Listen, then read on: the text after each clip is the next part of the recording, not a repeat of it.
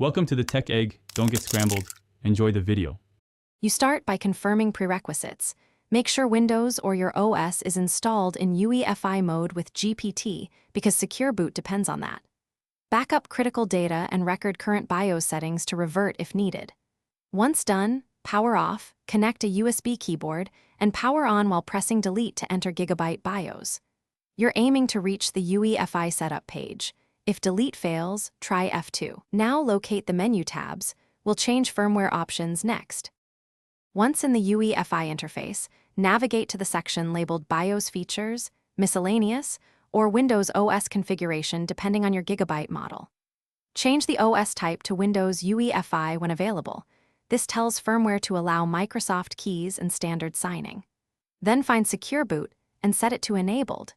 If you see a Secure Boot mode, choose Standard or Custom only if you plan to enroll keys. Otherwise, use Standard. Make sure to apply changes, but do not exit until you verify key enrollment in the final step.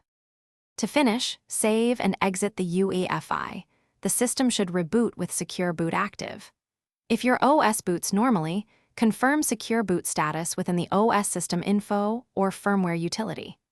If the machine fails to boot, immediately re-enter BIOS and disable Secure Boot, then restore your recorded settings and reboot to recover. For advanced setups, like dual boot or unsigned kernels, use Secure Boot Custom Mode and enroll the DB or KEK.